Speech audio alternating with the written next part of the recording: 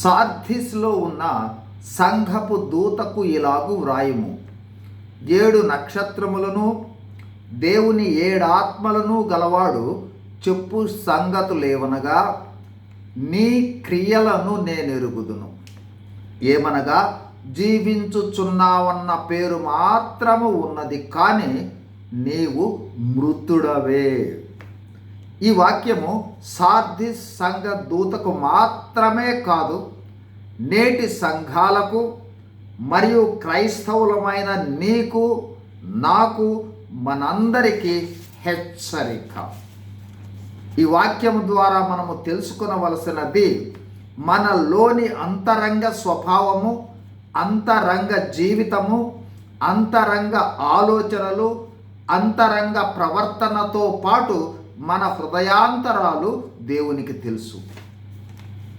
దేవుడు అంటూ ఉన్నాడు మనతో, ఒకప్పుడు నీవు గొప్ప తీర్మానాలతో దేవుని కొరకై రోషంగా జీవించాలని, పాపరహిత, పాపముపై విజయవంతమైన జీవితము జీవించాలని, దేవుని రాజ్య వ్యాప్తిలో చురుకుగా పాల్గొనాలని, దేవుని కొరకై ఎంత క్రయాన్నైనా సరే చెల్లించాలని క్రైస్తవ జీవితం ప్రారంభించావు. అయితే ఇప్పుడు అవన్నీ బయటకే కనిపిస్తున్నాయి, చూడటానికి మాత్రమే కనిపిస్తూ ఉన్నాయి. అయితే బయటకు కనిపించే విధంగా ఆ తీవ్రత నీ అంతరంగంలో లేదు. బయటకు జీవిస్తూ ఉన్నావు, కానీ అంతరంగంలో మృతుడుగా, అంటే చచ్చిన వానిగా ఉన్నావు అంటూ ఉన్నాడు ప్రభువు.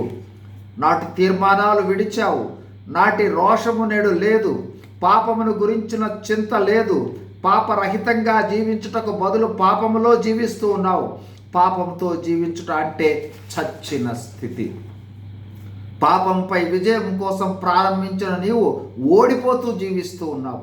చూచువారికి భక్తి చేస్తూ ఉన్నావు, అంతరంగంలో చచ్చిన స్థితిలో ఉన్నావు అంటూ ఉన్నాడు ప్రభువు.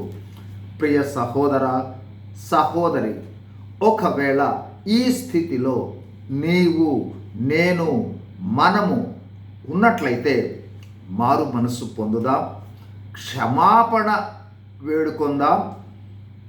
మనము పరిశుద్ధాత్మ సహాయాన్ని కోరి ఉజ్జీవింపబడదాం. రెండంతల ఉత్సాహంతో దేవుని కొరకు శక్తివంతమైన రోషము కలిగిన జీవితం జీవిద్దాం. రాకడలో ప్రభువుతో పాటు ఉందాం. God bless you. Thank you.